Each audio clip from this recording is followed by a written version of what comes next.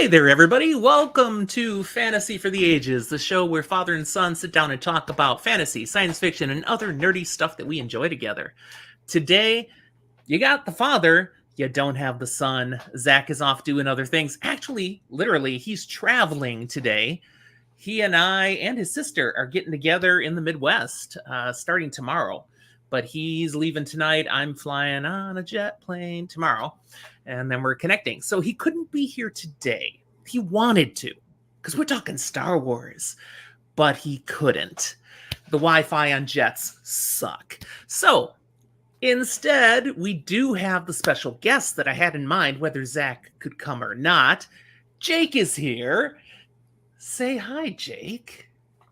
Hey, everyone. I'm glad to be here. Thanks for inviting me.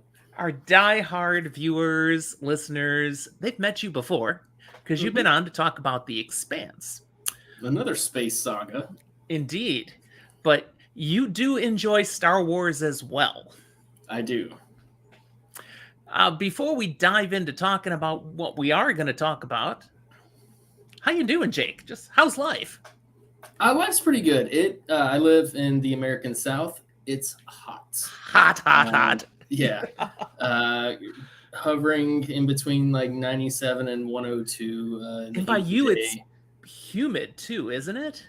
It's pretty humid, about 55% average usually.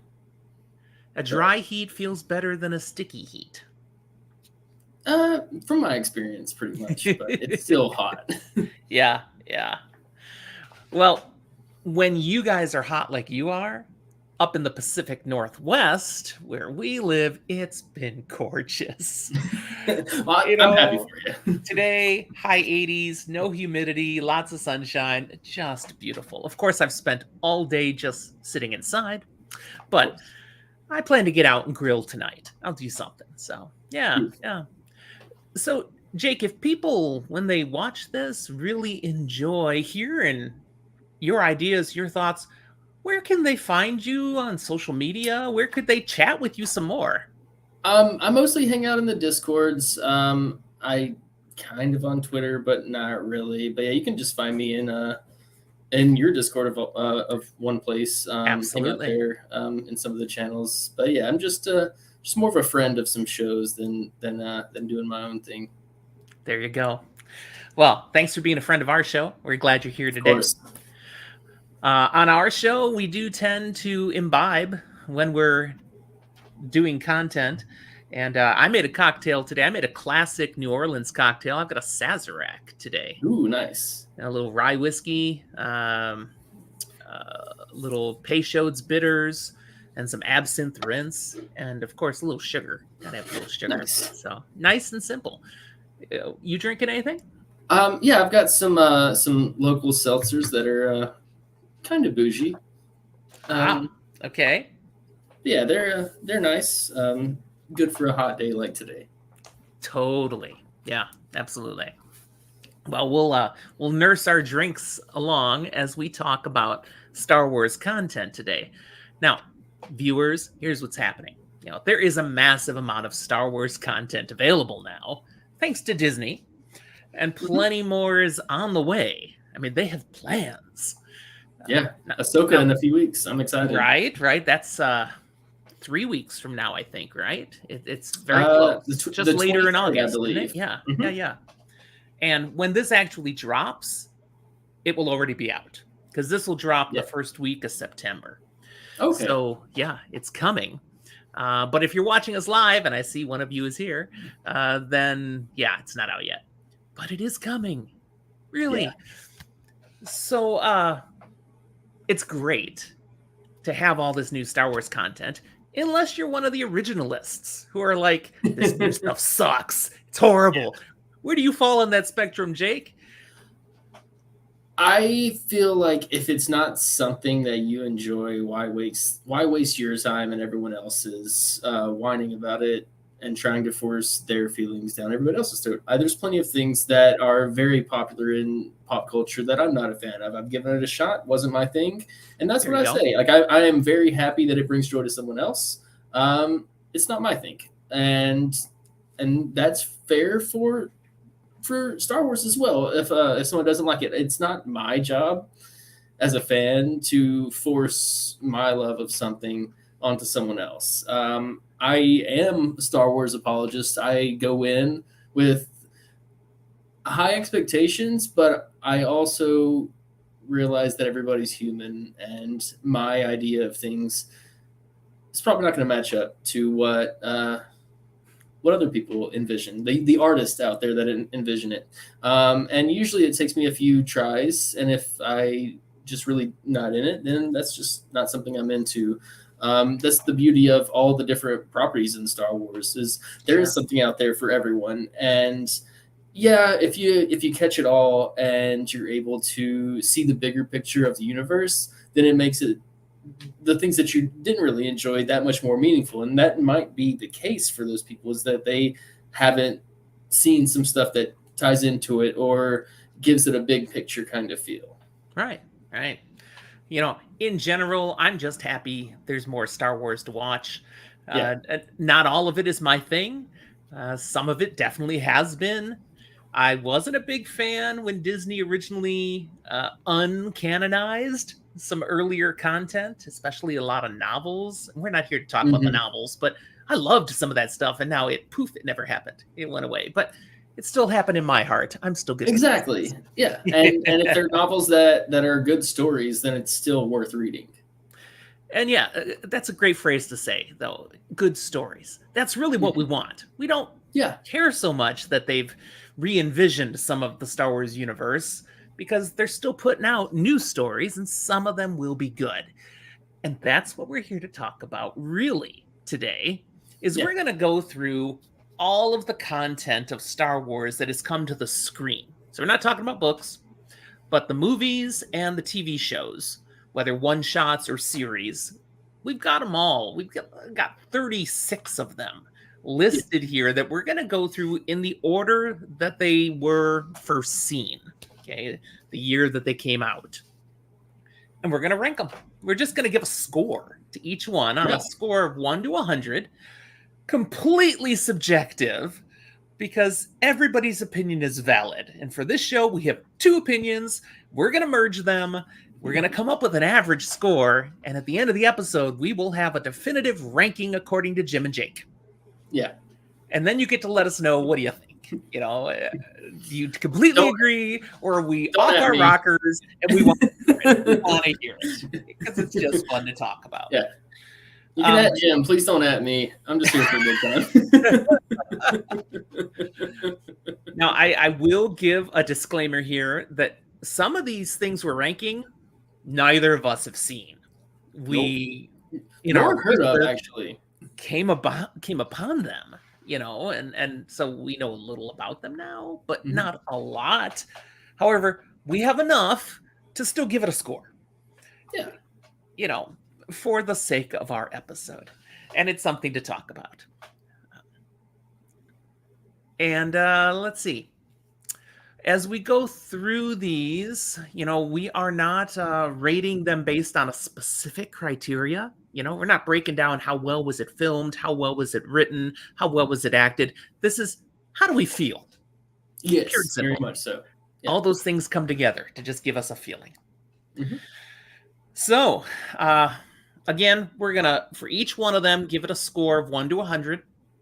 We can repeat scores if we feel like. There's no rules on this. We're just going to hit it with something, and we get these 2 opinions to put together a score. I'm dropping them into a spreadsheet as we go off screen.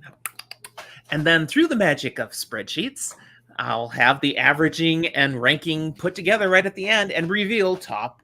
Well, we'll start at the bottom, but bottom to top, we will reveal what we came up with. So, beautiful. Without further ado, let's do the thing. Yeah. Star Wars, A New Hope. The first one comes out in 1977. A classic, man. And I was a kid. I was 7 years old in the theater at the time watching this sucker going, it was amazing. I envy that, truly. And to I be was at the Star Wars generation. Good age, to be at a good age for that too, that like 7, I guess a little young, but it's still good. I would say like the perfect age to see that would be like the 12 to 20, just like that's the Luke Skywalker, like he's us, he's me. And yeah, that's beautiful, man. Well, and put those first 3 films in perspective. I'm 7 when Star Wars comes out.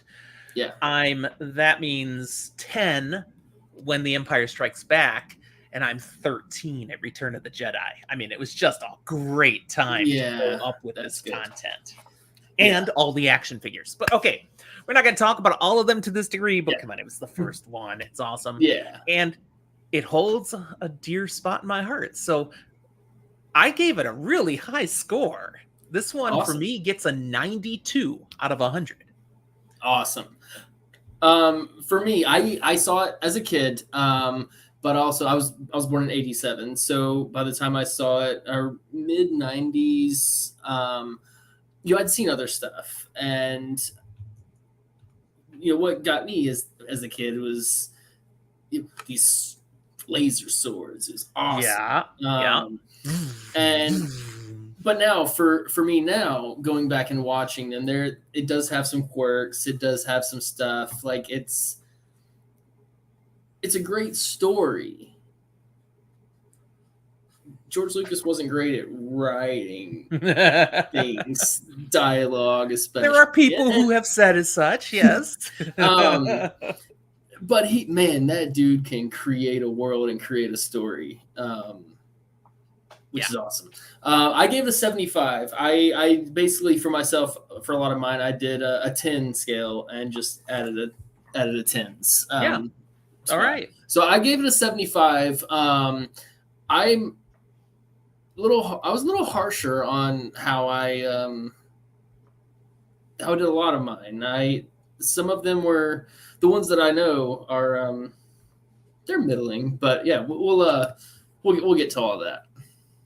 Yeah, so 75 for myself. I mean, it holds a special place in my heart. I love it. I love it for all its character, all its faults, all its flaws, all its beauty. Yeah, it was the first Star Wars that I saw. Okay. All right. Yeah. So 75. See, that intrigues me now. I'm like wondering, wow, what are your other scores going to be like if that was a 75? Fascinating. Yeah. So, yeah. No, I invited the right person on the show. This is going to be great. Yeah.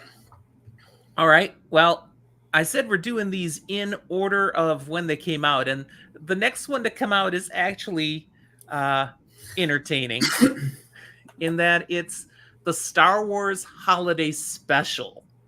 This was straight to television, just a thing in 1978. They did things like this.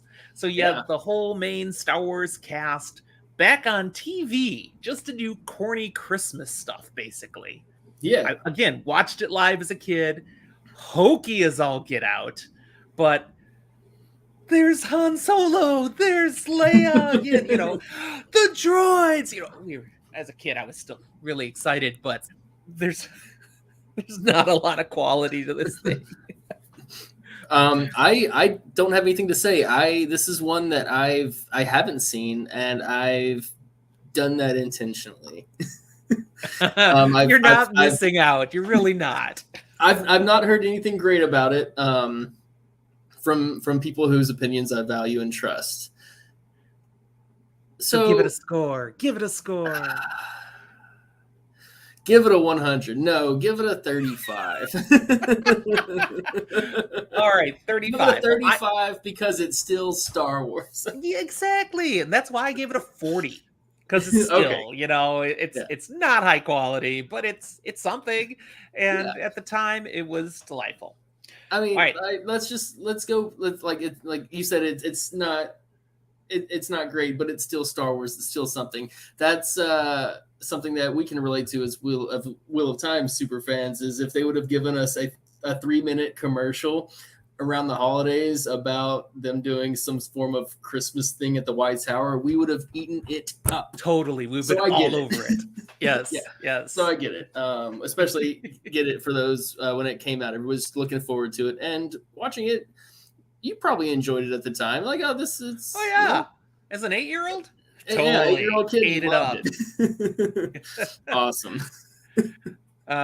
We've got someone in the chat with us here who just learned of that show 2 years ago. So yeah, there's Okay. still people just discovering some of the goodness of all these years ago, because that's a long time ago Yeah. now. 1978, man. Poof. All right, I next wasn't up born yet. was, there you go. Neither was my son. Not even Yeah. thought of. I mean, I hope not. I was 8. He better not have. Okay, The Empire Strikes Back comes out in 1980. Epic time. We Yeah. were all waiting for, what else might be there. Star Wars by itself really kind of ends. It's not a cliffhanger at the end. Ooh, there's the ending. The Death Star blows up. Spoilers. Anyways, but The Empire Strikes Back comes out. We knew there was going to be another movie. Wow, this thing was something. Yeah. I can't imagine after A New Hope ending, and then a couple years later, getting the news that there's a new Star Wars movie and it's called The Empire Strikes Back. Yeah. That's awesome. And then to watch the movie, wow, at the time. I pretty much watched the original trilogy back to back to back as a kid. So it wasn't a lot of the waiting around. It was like, all right, let's get to it. And I don't want to say unfortunate, but my younger brother's name is Luke. So I've heard the Luke, I am your father. Right. Before I saw the Star Wars. So like, even as a child, still that didn't hold that much weight for me, but it's still, going back now, it's beautiful. It was at that time, one of the ultimate cliffhangers. Yeah. What does all this mean? Is it real? And so much discussion. Just like there was theorizing with the Wheel of Time when books were coming out. What do these things mean? Star Wars was doing it big time here. Is he really Luke's dad? What does this mean? What about Han Solo now? What's going to happen? All this stuff. And we had 3 years to sit and talk about it. Yeah. So I give this one a 93. Again, okay. I loved the movie. There's a lot of strong pieces to it. The storytelling elements are huge for me. So, but I could be jaded. I just loved it when I saw it, and it's still in there. What do you think? I give it an 85, and I think my rankings are based on, or have a factor of like how they are, like just like as movies, not necessarily as Star Wars movies. Okay. And I did give it weight as far as like when they came out and such. So very kind of you. Yes. Not gonna take points off for some wild CG or miniature props with the wires and things like that. That's it's stunning artwork. But it's good. It's got the story beats. It's got it's great middle film, great middle story, great just like as the whole of the trilogy. It's great.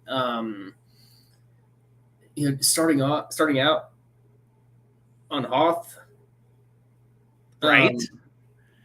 It's you spent all this time in A New Hope, on this sandy planet, and then start off on an ice planet, and there's a Yeti, and there's riding these things, and they've got to get into them to stay warm. That's survival.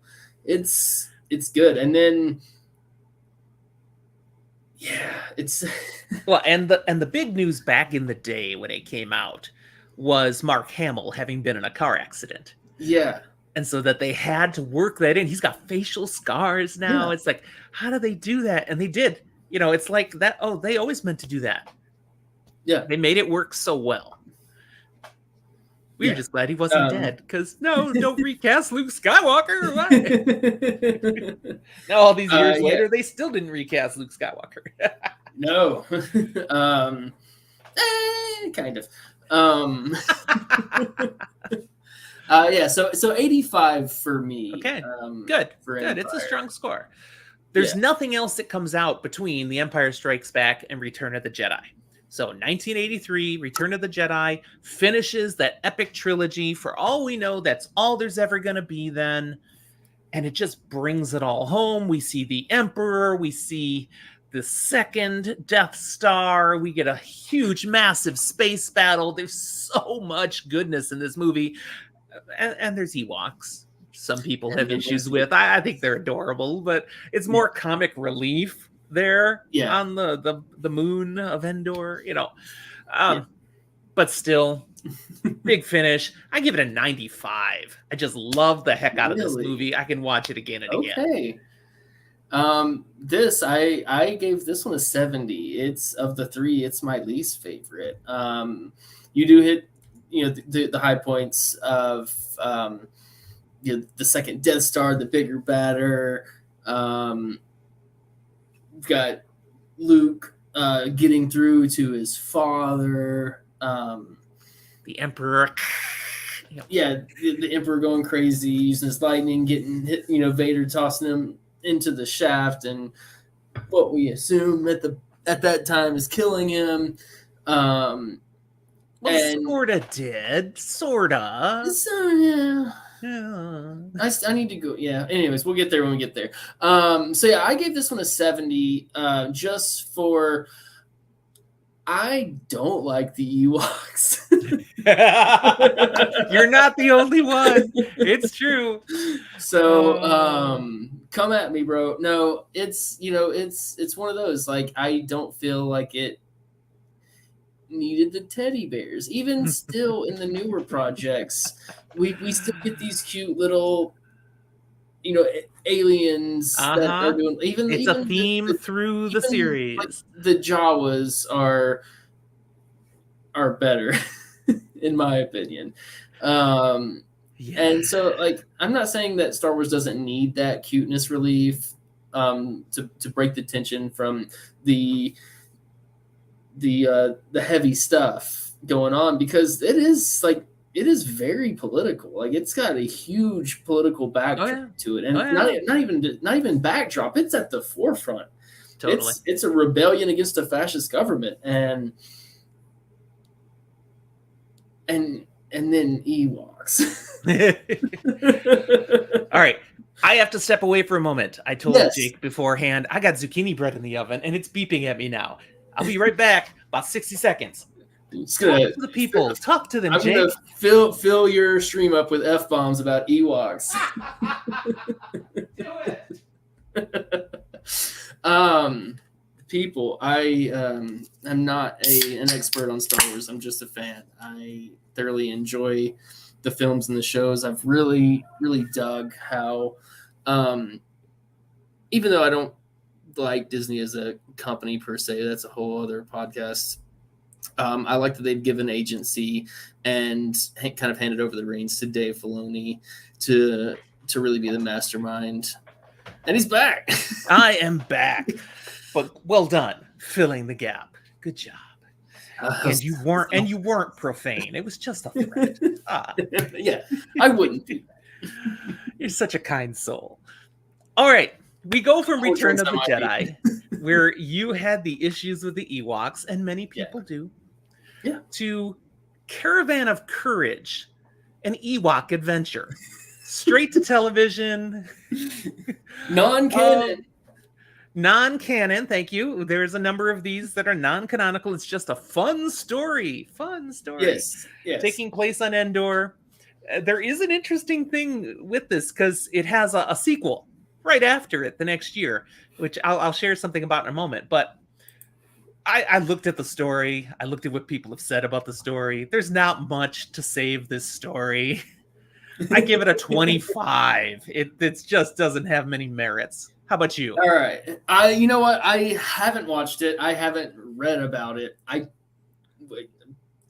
not going to beat the Ewoks to death like a stormtrooper should have done, but I'll give it a 20. So we're still in the 22 and a half average. Very good. Yep. Well, the sequel is Ewok, The Battle for Endor, also non-canonical. But the thing here is an Ewok adventure focused on some children who end up with the Ewoks. So it's not just the little teddy bears, it's also kids. Okay. and on this adventure, well, the beginning of the sequel is a battle scene where all but one of the kids dies. What?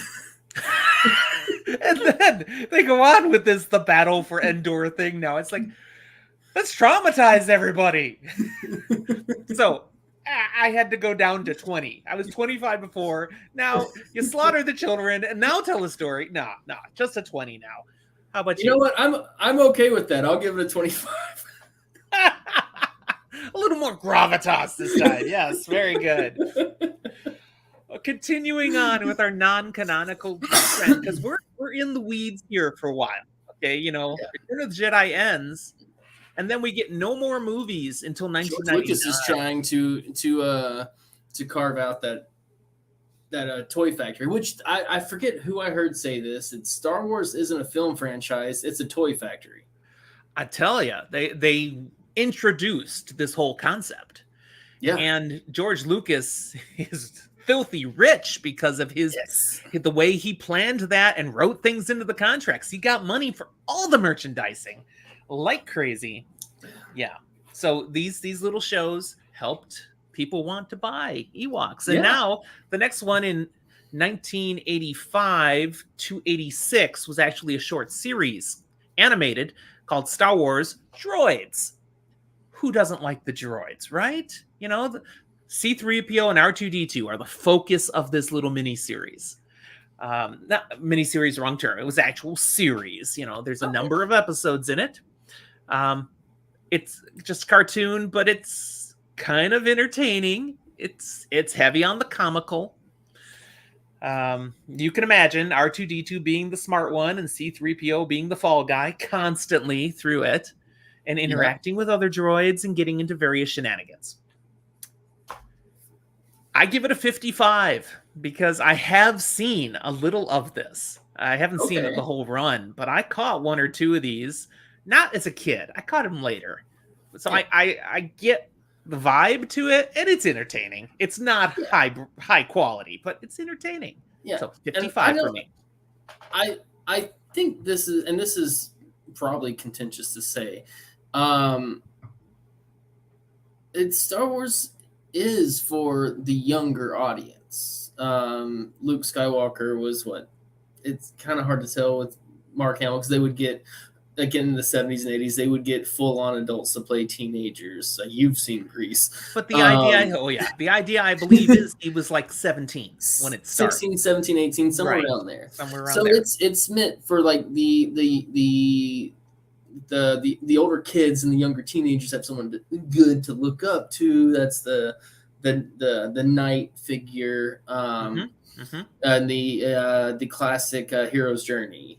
And so I zero problem with like the kids stuff. I think it's all kid stuff. And it's continuing the merchandising. Totally. I want R2-D2. Yeah.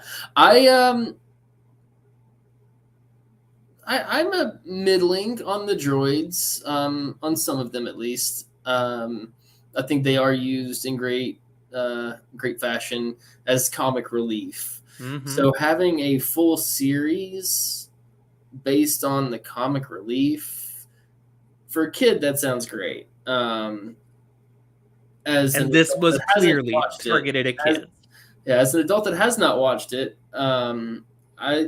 let's just go like 35. All right, fair enough. Because I haven't seen it, and I'm kind of whatever on the droids. The R2's funny because you can pretend he's cussing, and he probably is. Now, overlapping this series was another series, the Ewoks. Okay. It actually had a longer run. It ran for 2 years. The Ewoks. It is canonical, actually. This is just adventures and experiences of the Ewoks. And there's nothing in it that contradicts anything that happens in the movies and all. So as far as it can be discerned, it's canonical. This is just adventures and lives of Ewoks. Yeah. And it sold Ewoks. Yes. I bet they sold a lot of stuffed animals. Back in the day, everybody wanted Wicket. Was that the right name? Wicket. That doesn't sound right. Or is that the guy? Is that his name in the other property? Willow. No, that's Willow. That might be what is, or Okay, it's well, close to that. Yeah, so I think it is Wicket actually, because it's the Is same. it maybe? I believe it is Wicket. The head. Well, he wasn't the head one, but the one that meets Princess Leia and brings her into the fold. Wicket's in my head. I just don't know if that's I'm right. pretty sure it is Wicket. Okay. Anyways, I just give this a 50. It's middle of the road content. There's nothing great. There's nothing terrible. It's just Ewok fun. It's still Ewoks, so I'm going to give it a 35 again. I'm going to go like that is my baseline. I guess I did give a couple 20s, but yeah, we'll go 35. I like it. It works. Finally, there's a gap of 12 years with no Star Wars content, except books. There were lots of books coming out throughout this period. But then, 1999, Star Wars Episode 1, The Phantom Menace. Now, people of my son's generation, this is what they got to experience and grow up with. My son was born in 99, so he didn't see this instantly, but he saw it pretty soon after. Yeah, I was holding him as a 12. Toddler as we're watching it for the first time on the TV screen, you know? Yeah. I was 12. This is what, like, I watched the others, like the original trilogy as a kid, but these coming out in the theaters was my shit. So people of my generation often bashed this prequel series. Mm-hmm. I don't really have that same vehemence against them, but I at the same time don't rank them as high as the original trilogy because I'm just different, I guess. So Phantom Menace is often bashed as the worst Star Wars movie ever. Yeah. I like Jar Jar Binks. I loved having Liam Neeson in as a Jedi. There were so many things in this movie that I actually thought were pretty cool and enjoyed. Now, the actor who plays young Anakin Skywalker, Jake Lloyd, did not do a very good job, but he was a kid. It's hard. He acted like a kid. Yeah. He's a child doing child things. And I think a lot of that, too, isn't necessarily on him. But like I said earlier, George Lucas, he wrote these. Like, he wrote the dialogue. He did, like, he had script writers for the original trilogy, if I'm not mistaken. He wrote these scripts. He wrote this dialogue. I think that blame falls at least 100% on him for some of the stuff in this film. I don't have this one high, even though this was the first one that I went to go see in theaters. Jar Jar's not a Sith. I just saw it come up in chat. That has actually been debunked. I love that theory, though. I love that. We have talked about it, Jim. I do love it, and I would not hate that if it was true. Could have transformed the series, man. I want to say somebody has come out and debunked it. But I think like 65 for me for this. And the only reason it's not lower is because it does have, epic John Williams, Duel of the Fates fight scene at the very end. Darth Maul lighting up that second blade. The tension of that scene is amazing. So good. It's so good. Yeah. And if, like,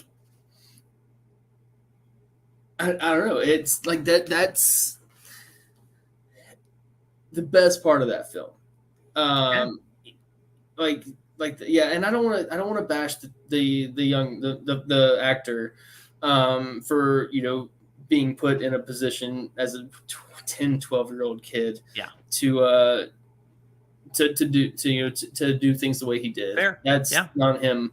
But it's some of the storylines, like why are you gonna bring in like midichlorians? Why are you gonna bring in some convoluted way of the Force? Just like let the Force be the Force, man. Like they talked about it enough in Episode 4, and that's all you need. It's some mysterious force that lives in all things, and that's about it. It's not known. It's still a mystery. Do you know how close they were to the zombie apocalypse? Because those midichlorians just could have decided to take over and turn the whole world, and bam. Yeah. I do like how they haven't really. Oh, they've kind of steered away from it. Like they don't talk about it again in the rest of the prequel trilogy at all. They never come out and say that was wrong or we changed our mind. They just don't talk about it anymore.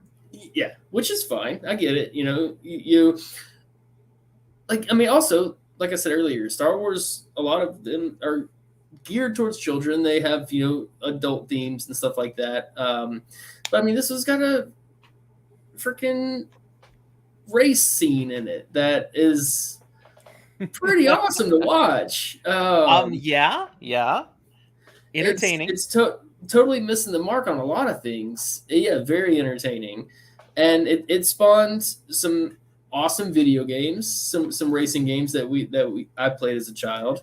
I believe we had one of those. Yeah, and yeah, I'm actually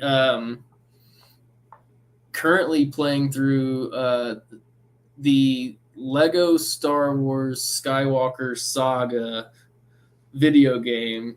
Steam had a huge sale at the beginning of summer. The Lego video games of Star Wars are hilarious. They're good. They work. Funny. They're fun.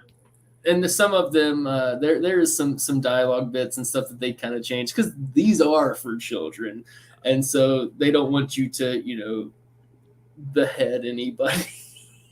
But I think they're also for adults because there's inside jokes packed through these Lego video games. And yeah, very much so. And they're fun. They're fun to just sit back and just go slash some stuff with a Lego lightsaber. Yep.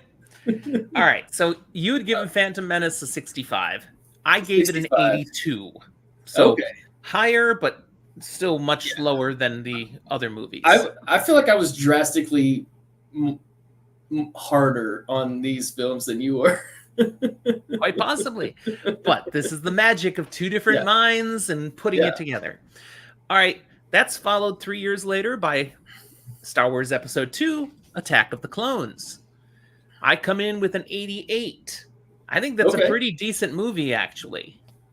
Again, not into the 90s, but pretty decent movie. I'm sitting at 75 for this one. And what holds this back from being probably one of my all-time favorites in the Star Wars universe is, again, some of George Lucas's dialogue writing. And it's weird, very weird to me, having a child actor play young Anakin and having Natalie Portman play Padme Amidala, and then bringing in another actor that's severely aged up to play Anakin Skywalker and having the same actor playing Padme. It's she aged so well. And oh yes, I mean Natalie Portman is stunning, but it's just it makes it. It's something that I just can't separate that. It's just one of those things for me. I get that. Again, some great fight scenes. You get to meet the clones, which we'll talk about later. The Clone Wars series, which is fantastic. So immediately after this, there is a series that's squeezed in that's now non-canonical Star Wars Clone Wars. Yes. It's not The Clone Wars, which is coming up.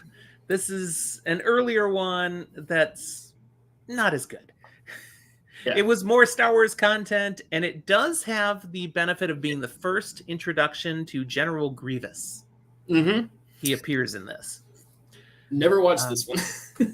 I haven't watched it. I'm just familiar with it. I researched what it was about, what the episodes were like, what the quality was. Yeah.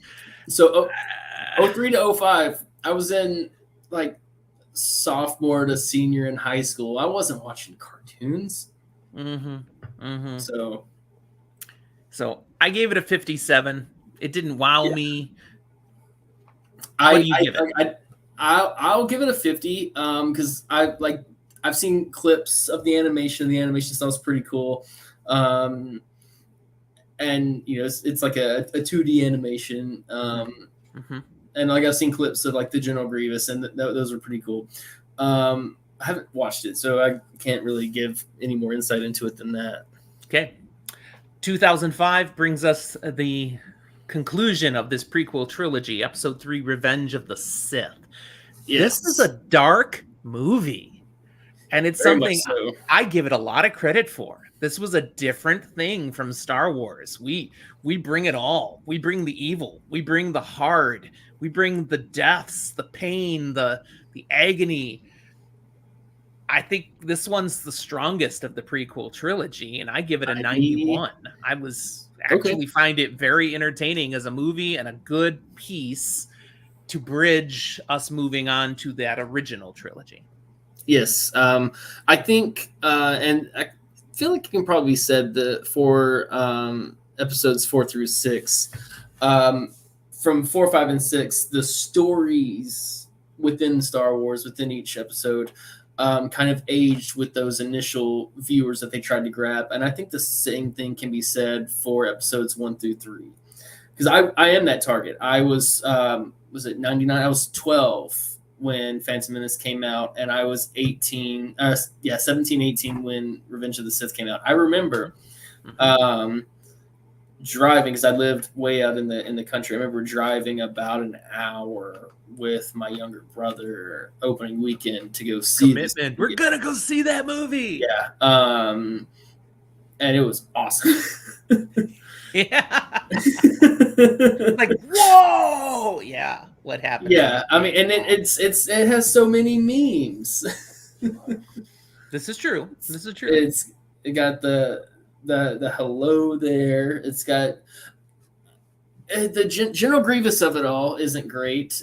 He's very brief. He's awesome, but we heard about him at the beginning. I guess we saw him briefly at the beginning. They talk about how badass he is, and he does some cool stuff in that initial fight. But then when Obi-Wan faces off against him later on in the film, it's just kind of lackluster. I recently watched this one. So yeah, it's pretty fresh on my mind. It's not a perfect movie. It's definitely not. There's some flaws. Yeah. Yeah. I heard some folks talking about it was on another podcast about or maybe it was even a Twitter post, Padme Amidala throughout the films progressively got worse as a character, which is just like poor writing for a strong female character. Okay. And I really like how in the Clone Wars seasons 1 through 6, we'll talk about here shortly, that they actually fleshed out her character and she was actually a badass. There you go. I gave this one a 85. Okay. Strong.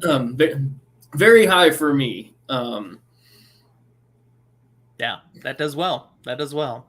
Well, you mentioned Clone Wars. That's what we move into. First, there was just the show, the one shot Star Wars Clone Wars. Mm-hmm.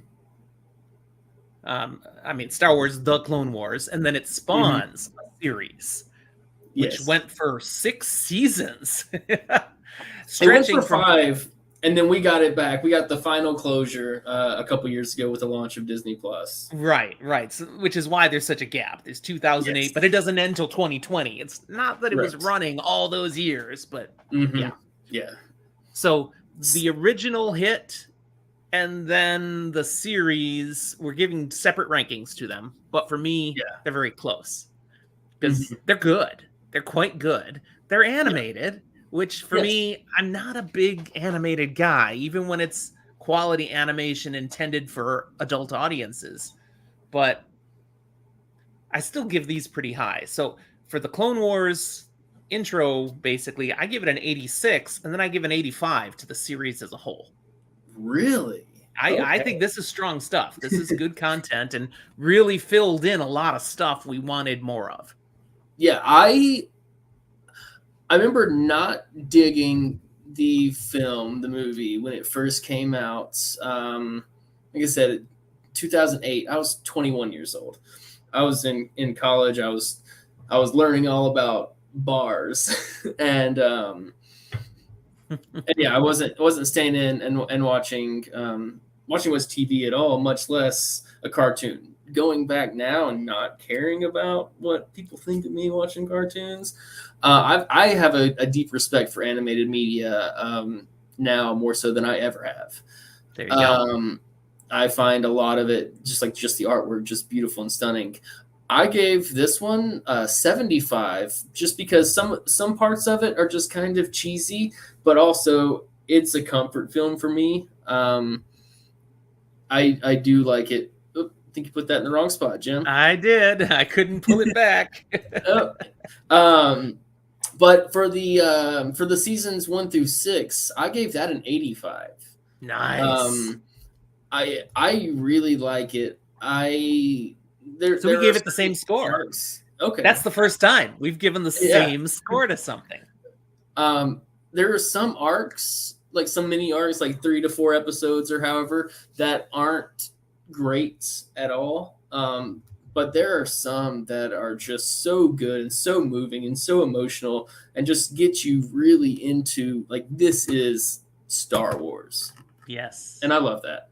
Well done. Yes. So yeah, this is like the Clone Wars is one that there's a lot, because it was back in the day when you had 22 episode seasons of stuff, and I think it went through 3 different cable channels that it was on. Like, it was on Cartoon Network for a bit, like the Disney Channel, and like a couple of the other, maybe Fox had it for a while. So it went through a lot of different stuff, and even now there's like articles that you can read on the best order to watch the episodes, because when they put them on Disney Plus streaming, I think they got some of the stuff a little out of wonk. But yeah, and then when they brought out the 6th season a few years back, just going back in and kind of getting the resolution with the Ahsoka, with the Jedi Council, was awesome, and then it leading right up to the events of Revenge of the Sith, or to the end of the Revenge of the Sith. It played some true canon mastermind Jenga with it, to have Ahsoka there, but her not be in the live action film. And they did it great. And that, which we'll talk about later on, introduced Bad Batch. Right. So which is fun in itself. Totally coming up. All right. Yeah. After the Clone Wars, and it's actually in the middle of this time frame, we get the first of the Lego Star Wars movies. We're not going to talk a lot about these, but they're driving Lego sales, but they're also witty, fun, cute little animated things. I mean, all of the Lego movies of any genre are done actually pretty well. Yeah. And they are entertaining. But these are not canonical at all. I give them probably higher scores than some might, just because they are well done. They are entertaining to watch. So I give Lego Star Wars The Empire Strikes Out a 70. I actually give it a decent score. What do you think? Okay. I love Legos. I loved Legos growing up. Like I said earlier, I'm playing through the Lego Star Wars video games. It might be on pause for a while for Baldur's Gate, but I'll give it a 50, which I think is for me is not bad. yeah, no, that's good. So that was 2012. 2013, we get the Yoda Chronicles, another cartoon kind of thing, non-canonical. There's not a lot to it. It's just, oh, hey, let's do a Yoda story. I give it a 62. Okay. Yeah, I think I'm just going to stick with 50 on this one too. Keep it right in the middle. I did not know this was a thing at all until you sent me the spreadsheet earlier. Yeah, not well known. It's true. Then we've got Star Wars Rebels. Okay, another series that's out there, really bridging the gap between the older stuff and then into the newer movies, and continues on through when some of the newer movies are coming out. Yes. 2014 to 2018. And there's some good stories in Rebels. Some great stories. Right? Yeah. So yes. I give it an 84. What do you go with this one? 85, and I think this might be the first time I've gone higher than you.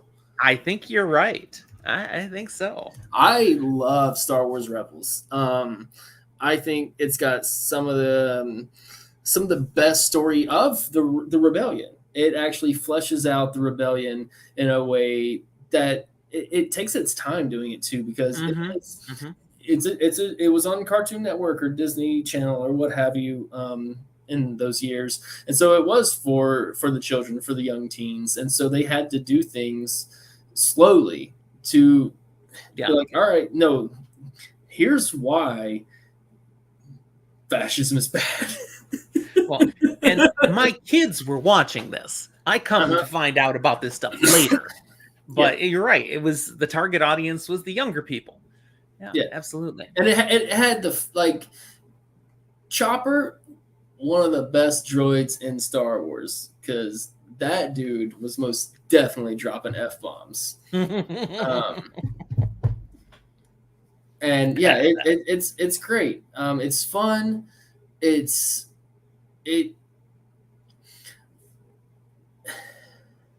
It told some good stories, and it told some good. It showed some good life lessons.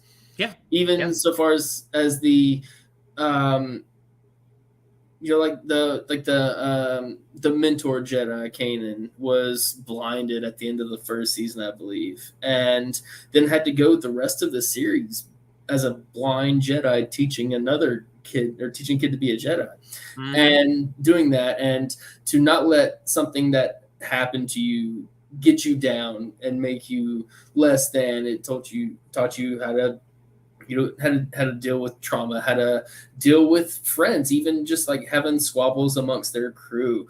They would talk about how, in the end, we've got to talk this stuff through. We can't keep secrets from each other. How to be part of a family, and how to be a part of a found family. And showing that a found family is family as well. So I love Star Wars Rebels. It's one of my favorite properties in Star Wars. Okay. Now, while that's running, we get to 2015, Star Wars The Force Awakens. So we've got our sequel trilogy now, finally starting. I struggled with the score a little bit on this, I have to admit. I wanted to really like this movie. I kind of liked this movie, but I couldn't like it as much as I wanted to. Yeah, that's fair. That's kind of where it comes in. So it introduces some cool things, but I'm just, I only give it an 81. Okay. And I'm in the same boat. It's, 2015, we hadn't had some Star Wars live action films part of this saga in over a decade or a decade about. And it promised so much. There was so much leading up to it. I remember going with my buddy opening night and then walking out and a little confused. Yeah, like, a lot of this was pretty awesome. Us? Yeah, and so I gave it a 70. Like, I love the idea of let's give us a full on female protagonist for this. And then kind of it was a little bit jarring because we hadn't seen it as far as I'm aware. We hadn't seen that the stormtroopers weren't clones still. An assumption could be made that the stormtroopers from the original trilogy were still clone troopers that had evolved. And so seeing Finn take off his helmet for the first time, it was jarring, and I love the character of Finn. I thought that they did him very dirty throughout the story. But 70 for me, just because it wasn't what I want. Not necessarily wasn't what I wanted. Wasn't what was promised, I guess. Right. That's a good way of saying it. They didn't fulfill the promises of what we had hoped. Yeah. All right. That's followed up later that same year with another Lego one, Lego Star Wars Droid Tales. Non-canonical, more Lego fun. I give it a simple 69. Nice. I'll still go with a 50 on this one just because I don't want to change it now. There. Yeah. Let's get to something more significant. Rogue One, a Star Wars story. And this was the movie we wanted when The Force Awakens came out. This was a Star Wars story. So comes through strong. I mean, it's got great performances, great themes. Overall, yes, I give it an 89. 89, it doesn't break the 90s because it's just, in the big scheme of things, it's not important enough. That's all. Yeah. But it was a good, solid movie for me. Yeah, it was fantastic. I gave it 90. All right. I thought it did deserve that. thought, Sorry, I'm laughing at chat because I knew yeah, somebody was going to yeah, comment. Yeah, yeah. dude. Yeah. Trying We're not, not that kind of to laugh podcast. We're at, not yeah, talking about trying that not now. to, yeah. So yeah, Rogue One is fantastic. I thought the story, given us a little bit of that gritty, Yeah. live action Star Wars that you know what, this has been for kids for this whole time. Let's give it some grit. Let's do a spy thriller. Let's Mm-hmm. make it dangerous. Let's give it some stakes, even though we know the good guys win at the end. Like,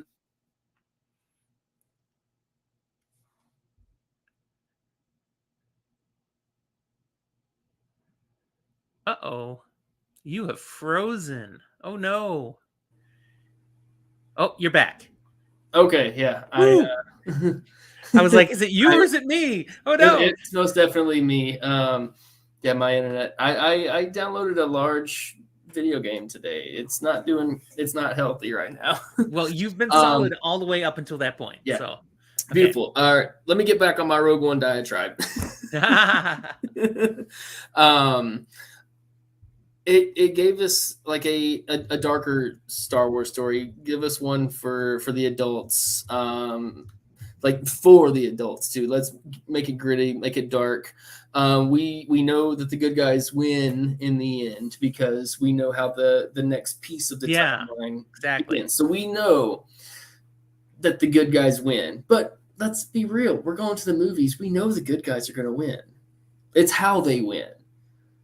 And how they won, at least for the characters that we saw throughout the film, is they lost everything.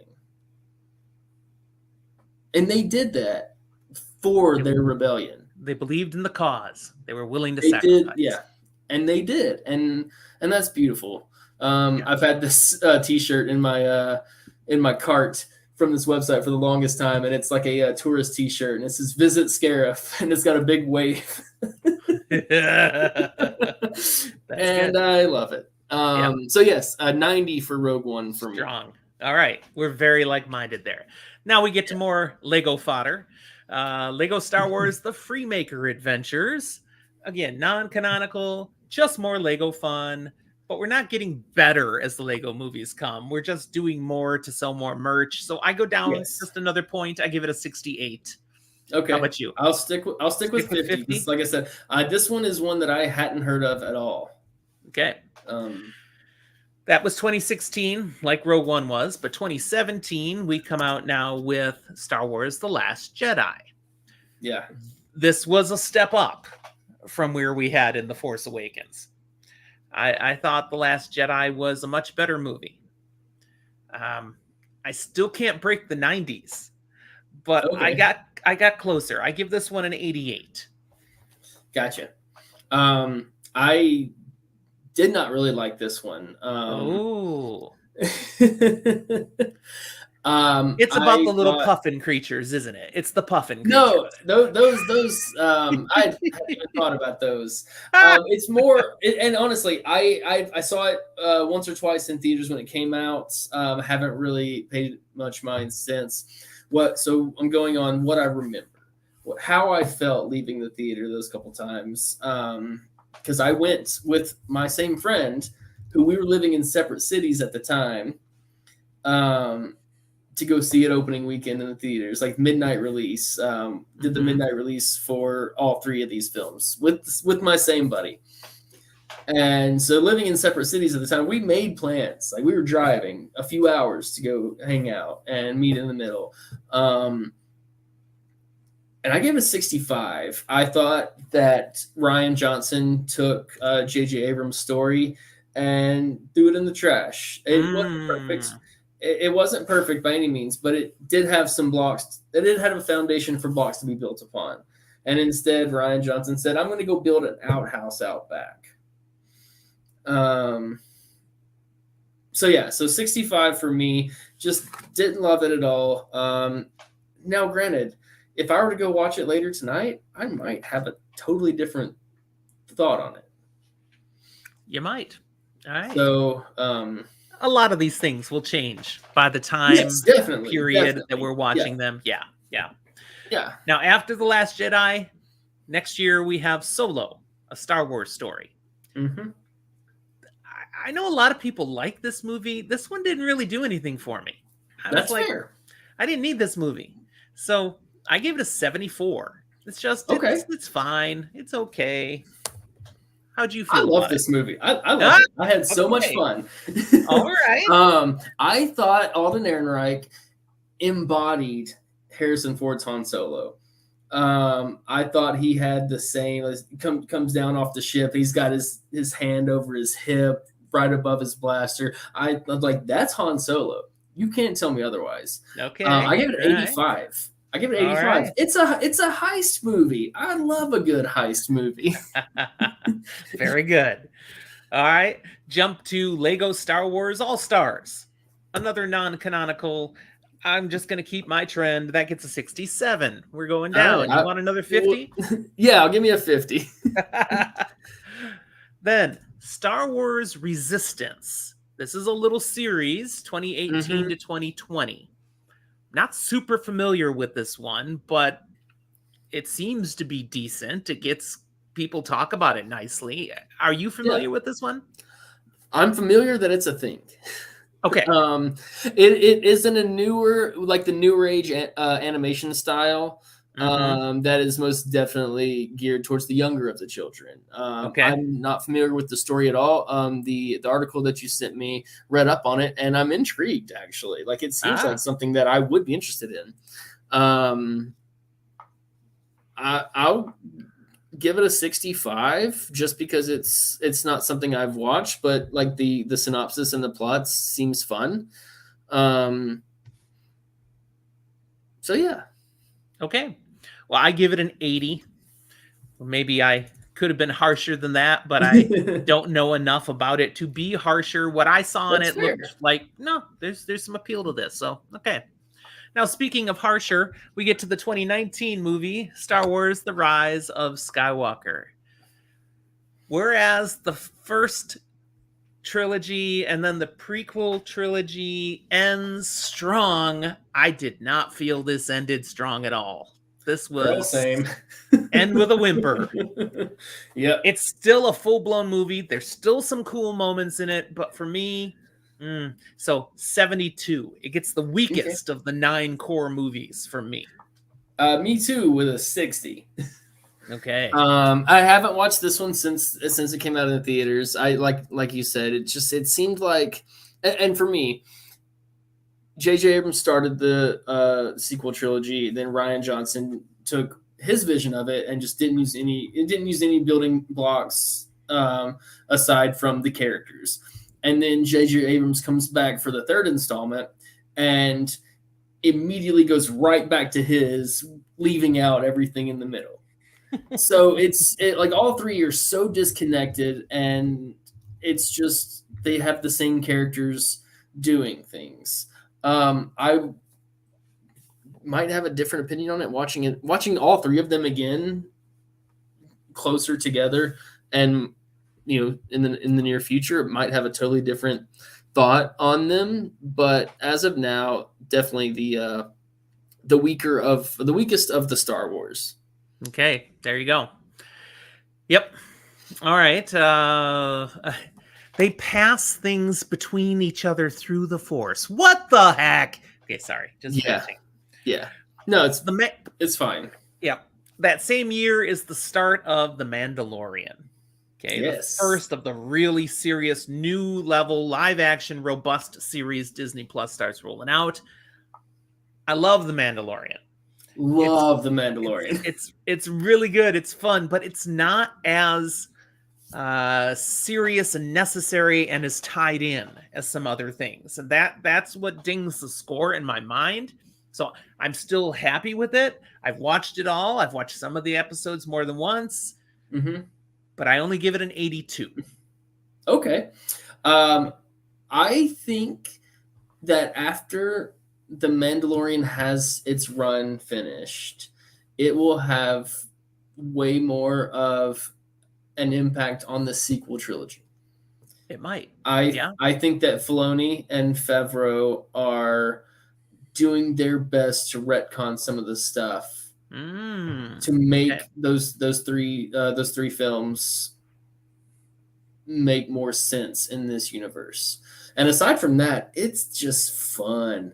I It is like fun. I don't like that a lot of it has taken place back on Tatooine. I do like it when they go to other planets and go do their own thing. Hmm. I'm just tired of the desert, man.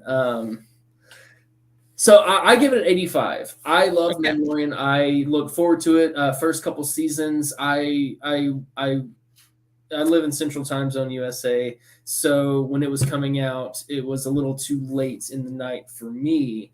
So I would just go to bed earlier and wake up an hour early for work and watch it before work. Nice. I was catching it um, each night. I'm West Coast, so I was catching yeah, it when it would drop, and yeah. I am too plugged in to social media to give myself 12 hours to watch a show. I can't look at anything. Yes, Yeah, yeah, yeah, something will get spoiled for me. I follow way too many people that are plugged into social and into pop culture. So so I was doing yeah. that and no regrets at all. I love Mandalorian. I would have given it a higher score after season 1, Uh-huh. but it's diluted a little as it's gone along, which is, season 2 wandered a little, so Season 2 wandered. I think season 3 has really started to tie up some stuff and has left us with some good. but I remember season 1, every time the new episode's out, I'm there to watch it.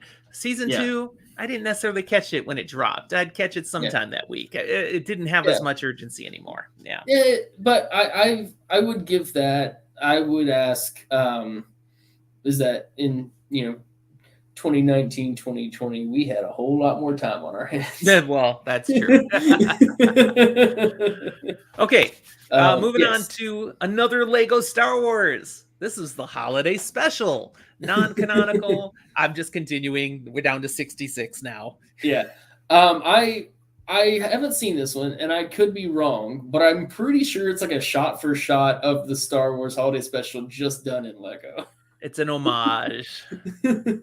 So, Yeah, give me a 50. all right, very good. Yeah. Then we've got something different. Star Wars Visions, which is non-canonical, but it's basically writers getting to play in the Star Wars sandbox without worrying about that they're messing with anything. No, tell whatever story you want. Use these elements, tell a good story. So Yeah. it doesn't have And a I lot think of they did. meaning, but it has an opportunity to tell some good stuff. Yeah.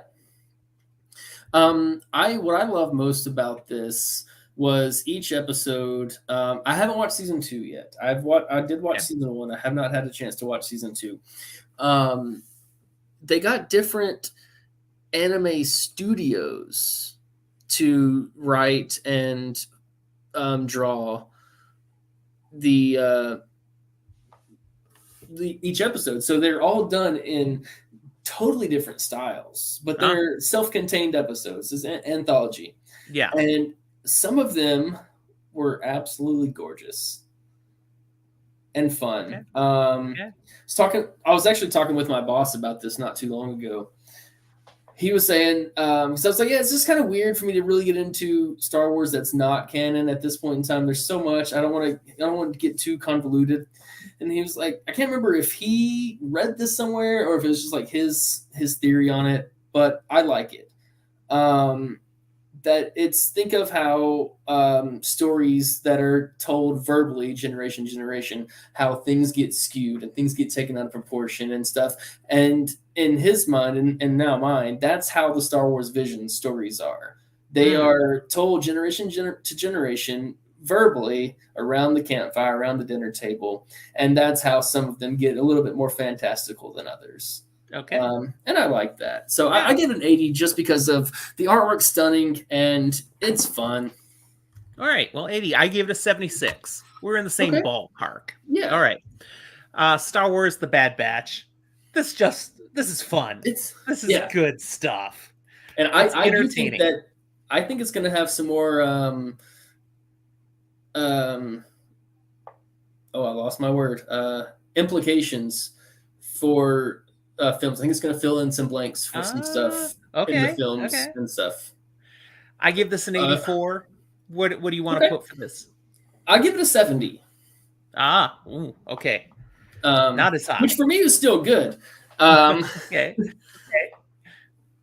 I've got to Um, really love it to break the 80s. all right. How about the Book of Boba Fett? Do you really love it? Is it break the 80s for you? It does not. I do give it a 70 though. And I think the reason it's even that high is because of the story with Boba with the Tusken Raiders was just phenomenal. Like Oh that, yeah. that Yeah. story was so good of I him love finding a seeing family and Boba Fett fleshed out more as a real person, yeah. really doing stuff. I give it a 78. Okay. But, yeah. I think some of the stuff that brought it down for me was just and a lot of people say this is like, well, that's not Boba Fett the mercenary. He's gone soft. I'm like, yeah, when you get old, you go soft, You man. grow, you change. Yeah, Come yeah. on. Yeah. He made a family and then lost them all. Yeah. Like and is coping with that in his way. So yeah, I give it a 70. I enjoyed it. I really liked it. I don't hate on it. I don't give it, Mm-hmm. I Mm-hmm. don't just like trash it. I do defend it. I enjoy it. Good. Another Lego Star Wars Terrifying Tales, kind of a Halloween type of thing, All right, non-canonical. I'm just continuing. It's a 65. cool. Yeah, give me a 50 because I Yep. actually might want to watch that soon. There you go. Maybe in a couple months, get around to Halloween again. Now we're up to 2022. That's where all this last content falls in, at least Yeah, starting in 2022. So Obi-Wan Kenobi. Wow, did this get hate in some love. circles? I thought it was great. I It thought was it was entertaining. fantastic. Yeah. And Now, speaking of child actors, I I thought only give it a Leia. 77 Okay. because, it's just entertaining. There's not a lot of meat and depth to it. But yeah, what a difference in child actors. We talked about Jake Lloyd earlier. This child actor rocks it. She's Yeah, fantastic.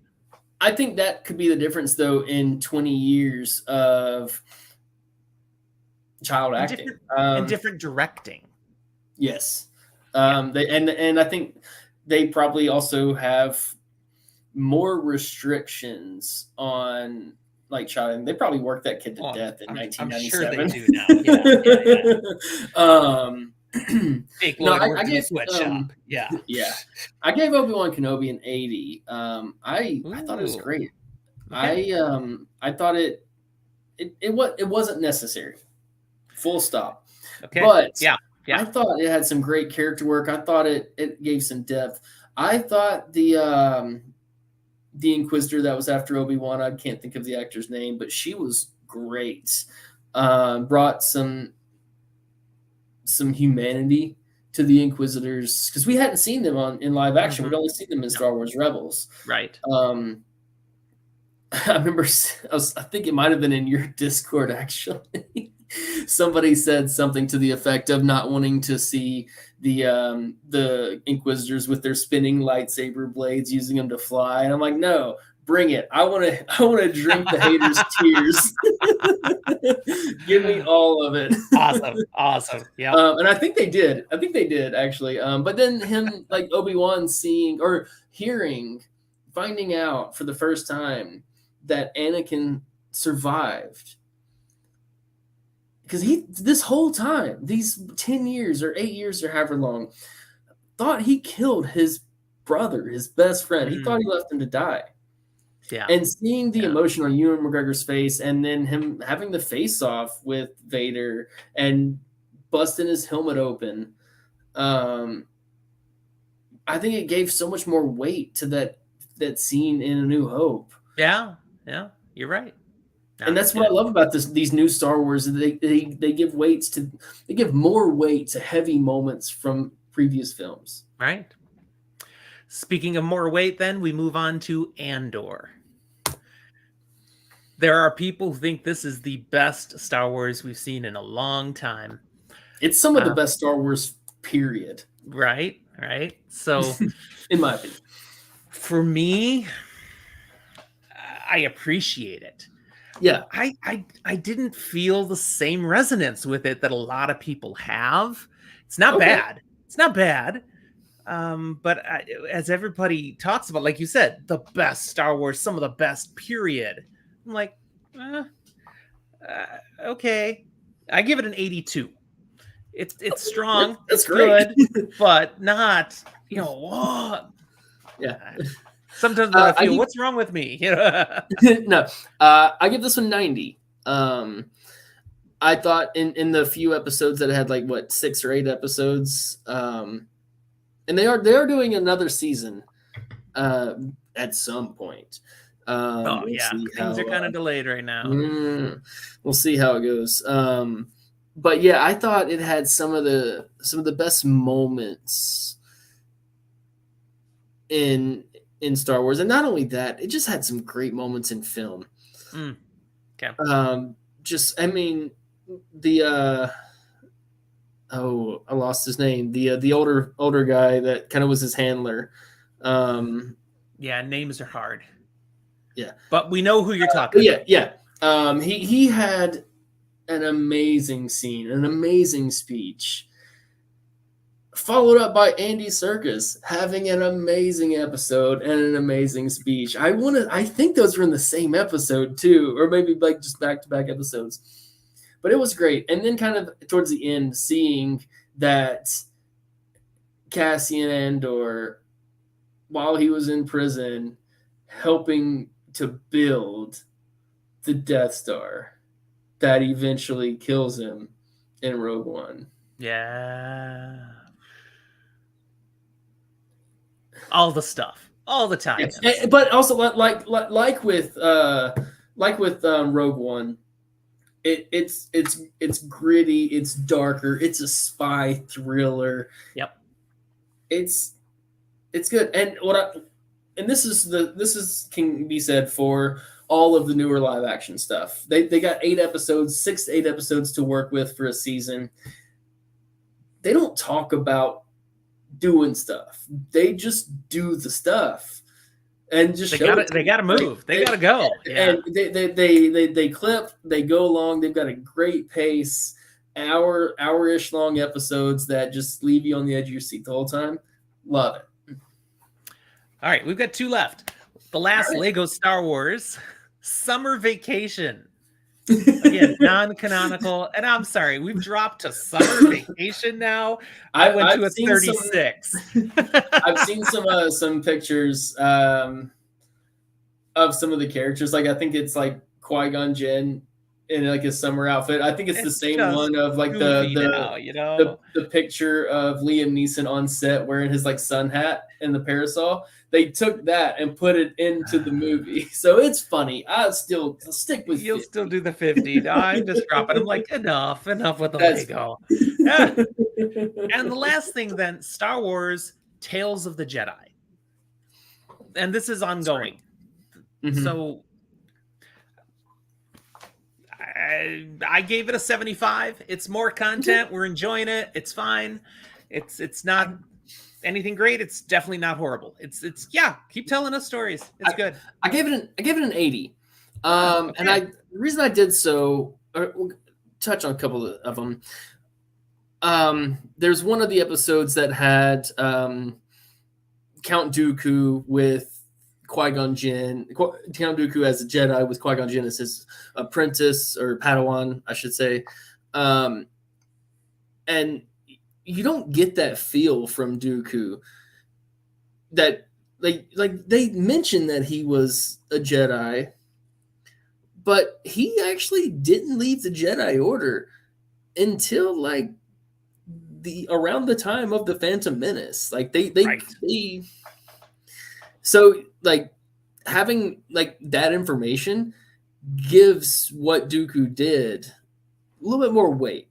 And then seeing like Ahsoka as a baby was cute, but it was kind of okay. Seeing Count Dooku's turn whenever he has to face off against Yaddle. And Bryce Dallas Howard crushed that role. She always does. Yeah, no, I gave it an 80. I thought it was fun. I thought it was great. I'm normally not an anthology type of type of watcher. If I'm going to watch some stories, I want it to mean something in the long run. But these already being set in this world and are canon, it just kind of fills in some blanks that are fun, and I like that. There you go. All right. That's our list. I've done the magic with the spreadsheet while we were wrapping that up. I'm not going to share the whole thing now. I'm going to post it on our Discord. If anyone wants to see the entire ranking, then go find it. But I'm going to share our bottom 5 and our top 5 now. Okay. So first, the bottom 5. So 5th from the bottom, Lego Star Wars Summer Vacation that we just talked about. Yeah. Then we get Ewoks.